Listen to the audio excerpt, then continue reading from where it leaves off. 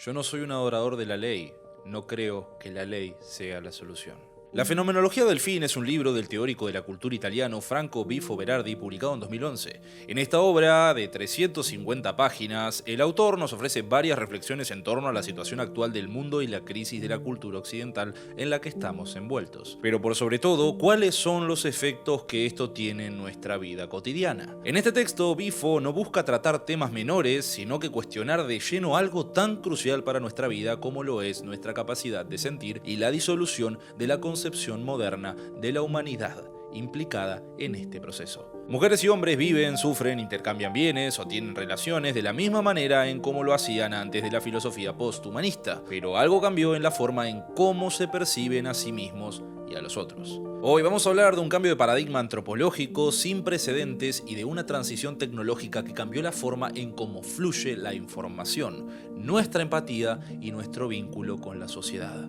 Mi nombre es Juan Felipe y esto es Café Kioto.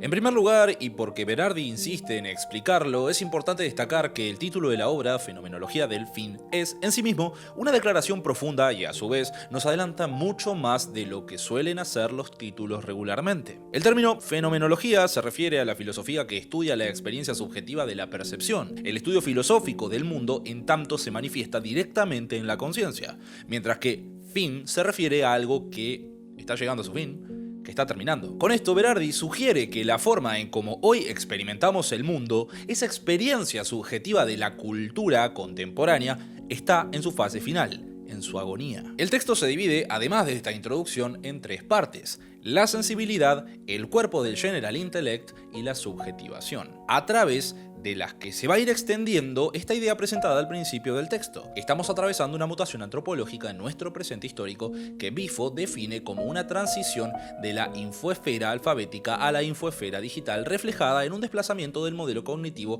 de concatenación conjuntiva a uno de concatenación conectiva. A esta forma de comprensión empática la llamo conjunción. Por otro lado, llamo conexión al tipo de entendimiento que no está basado en una interpretación empática del sentido de los signos e intenciones que vienen de otro, sino más bien en una conformidad y adaptación a una estructura sintáctica. La mejor explicación de la diferencia entre conjunción y conexión la encontramos en la tercera obra de Tolstoy, Guerra y Paz, cuando el príncipe Andrei Bolkonsky compara el juego de ajedrez con el juego de la guerra. Este es un ejemplo muy interesante y que también nos deja un poco la tarea de interpretar cada fenómeno por sí mismo. Distinguir entre conjunción y conexión no es cosa de blancos y negros, sino que una forma de entender a la comunicación a partir de dos conceptos opuestos, pero que están separados por una escala de grises. Mientras que la conjunción es el encuentro y la fusión de cuerpos esféricos o irregulares que están continuamente serpenteando su camino sin precisión, repetición o perfección, la conexión es la interacción puntual y repetitiva de funciones algorítmicas de líneas rectas y puntos que se superponen perfectamente y se enchufan o desenchufan según modos discretos de interacción que vuelven las diferentes partes compatibles a un estándar preestablecido.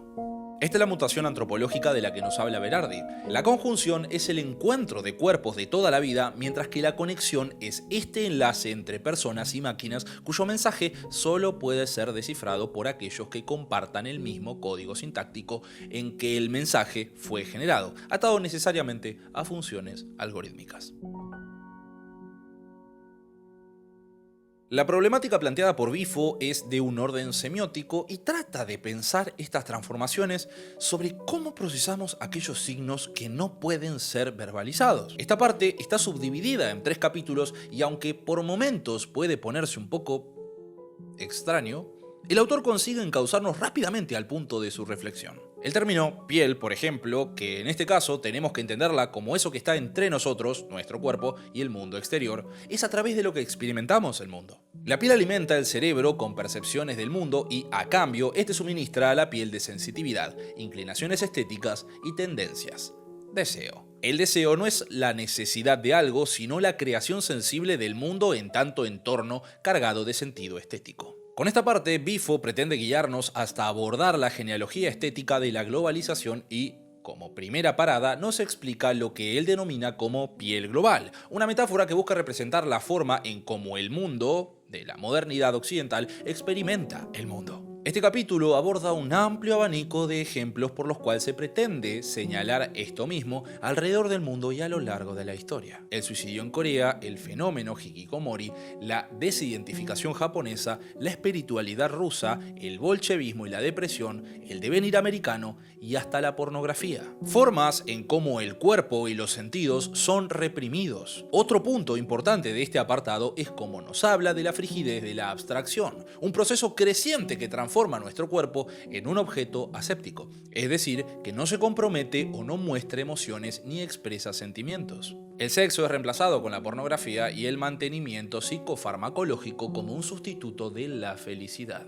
Incluso la abstracción perfecta del mundo digital es el resultado de esta trayectoria moderno-tardía, abstracciones de la producción de las finanzas, del trabajo, en la actividad o de la utilidad de los bienes. De hecho, hay una línea que une este presente y futuro con características propias del cyberpunk. El cuerpo es percibido como algo residual, doloroso e incómodo y es sustituido por una prótesis como lo es la superficie de una pantalla, solo que ahora hemos descubierto nuevas enfermedades ligadas a la frígida experiencia digital. Los más comunes son los ataques de pánico y la depresión, por eso Bifo habla del semiocapitalismo por cómo este configura las relaciones entre el lenguaje y la economía. Cuando se produce cualquier bien, sea material o inmaterial, de alguna forma lo podemos traducir como una combinación y recombinación de información, porque hoy el capitalismo marginó la transformación física de materia frente a la acumulación de capital, a través de recombinar información y aprovechándose de la abstracción y de la frigidez de la misma.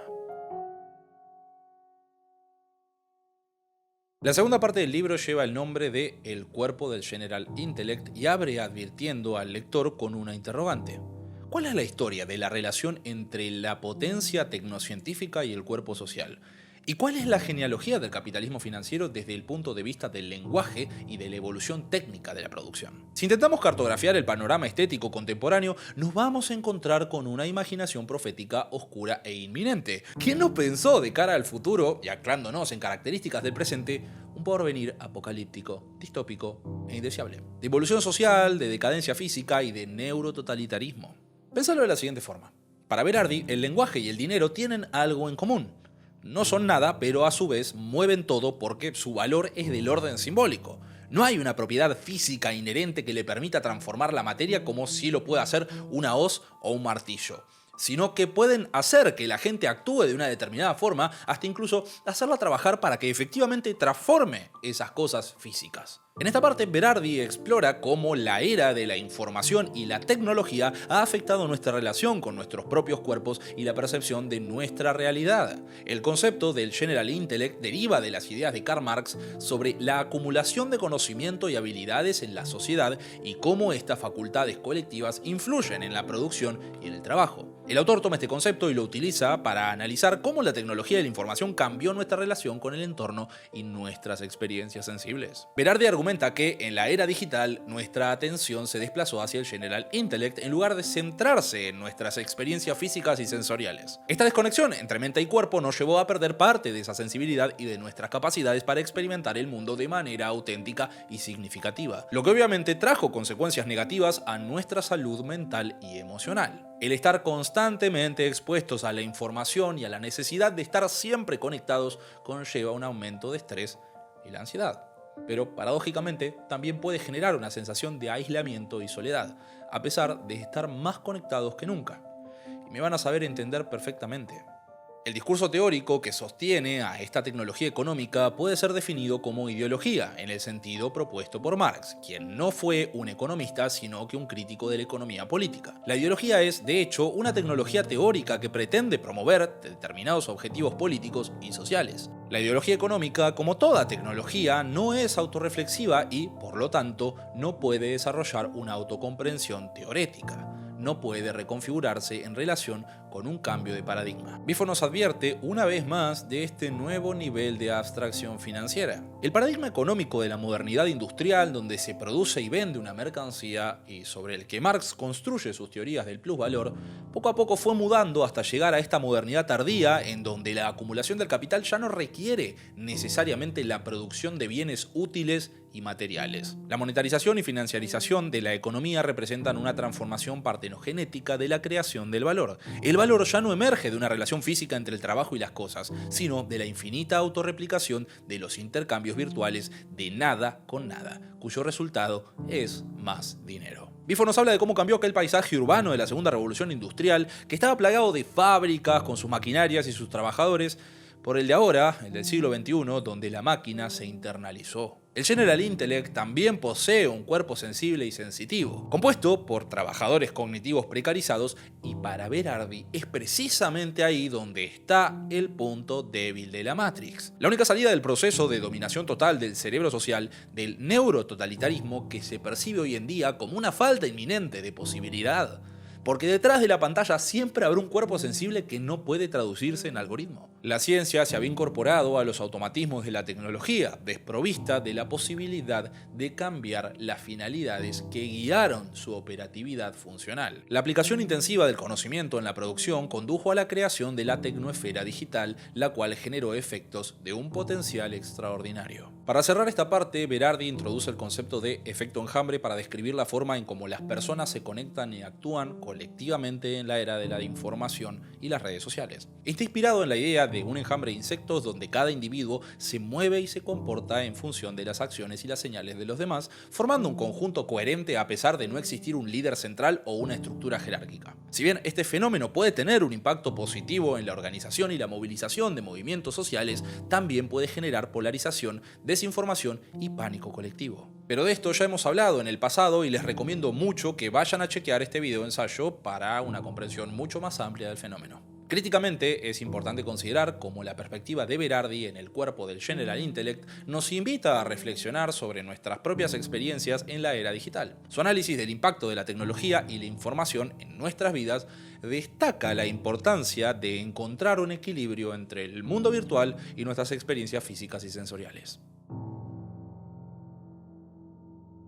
La tercera y última parte del libro, pero no por eso más breve, lleva el nombre de la subjetivación. Para Bifo, el problema no es el sujeto como una realidad dada y estática, sino que la subjetivación entendida como una morfogénesis, como la creación de formas. La conexión que rápidamente podemos hacer con la parte anterior es que, según Berardi, el General Intellect se desconectó de su cuerpo, que, como dije antes, está compuesto por trabajadores cognitivos precarizados. El autor nos habla de un desfasaje entre la potencialidad orgánica del cerebro y los efectos que produce la estimulación del entorno sobre los procesos cognitivos. Y está involucrada la memoria, el lenguaje y la capacidad de discriminación crítica. El origen del vínculo entre el significante y el significado no es una operación, sino que ocurre por medio del afecto. La voz, el contexto pragmático y el significado corporal son los que establecen el vínculo semántico. El mundo es significativo porque ha sido permeado por la creación afectiva de sentido. Las preguntas que debemos hacernos son: ¿qué va a pasar con la humanidad en el futuro? Uno en donde cada vez más actividades del día a día van a estar mediadas por una pantalla y el lenguaje digital. ¿Algún día se va a terminar por completo el lenguaje físico y haremos definitivamente la transición total de la conjunción a la conexión? Ya casi cerrando el libro, Bifo nos habla de la neuroplasticidad, esa capacidad de adaptación del cerebro humano a un entorno que nos resulta cada vez menos tolerable. La ferocidad de la competencia, la barbarie y el horror del sometimiento de la vida a la abstracción financiera termina por lobotomizarnos. Pero Berardi no es pesimista, o por lo menos nos ofrece una alternativa posible a la problemática presentada en este libro. ¿Cuál es la relación entre la conciencia y la evolución? ¿Podemos concebir una actividad intencional cuyo objetivo sea la adaptación no determinista del cerebro a la evolución del entorno? ¿Podemos imaginar una actividad consciente para orientar la evolución del cerebro? ¿Podemos gobernar conscientemente la evolución neuronal? Para responder a estas preguntas, primero que nada, Berardi propone considerar la relación entre la sensibilidad estética y los fundamentos epistémicos de la acción social. Solo de esta manera vamos a poder crear plataformas sociales, culturales, institucionales, artísticas y de neuroingeniería que nos permitan autoorganizarnos y así poner al General Intellect nuevamente a disposición de los millones de trabajadores cognitivos alrededor del mundo.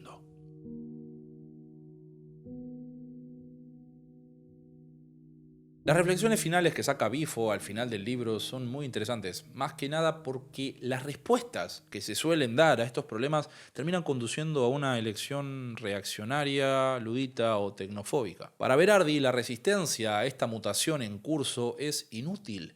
Pone mucho más peso a la importancia de dirigir conscientemente este General Intellect hacia un horizonte deseable, sin necesariamente tener que oponernos al desarrollo tecnológico. En primer lugar, porque para mucha gente no hay nada de problemático en esto, y segundo, menos podemos esperar que alguien se oponga a algo sin siquiera saber de su existencia. Esta pérdida de sensibilidad y de vinculación con nuestro entorno en favor de la abstracción financiera del capitalismo absoluto es fundamental para que siga su proceso de profundización y por consiguiente de sus efectos. Hay un camino, hay una luz al final del túnel para Bifo. La respuesta a esta pregunta solo la vamos a encontrar cuando nos abramos al otro incomprensible y reinventemos un lenguaje para expresar lo inefable. Buenas noches.